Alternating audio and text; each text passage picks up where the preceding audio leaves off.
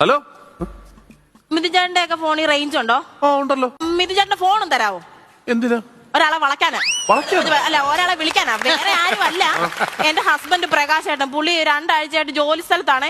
ഇന്നലെ വരാമെന്ന് പറഞ്ഞിട്ട് പോയത് ഇതുവരെ വന്നില്ല. ഈ പുതിയ വീട്ടിൽ താമസമായത് പിന്നെ എനിക്ക് എന്തോ പേടി ഒറ്റയ്ക്ക് ഇരിക്കാനാ. ഫോണും തരാവോ? ഞാൻ വിളിച്ചാ പോരെ? അല്ല, വേണ്ട, തിരിച്ചു വിളിക്കുന്നുണ്ട്.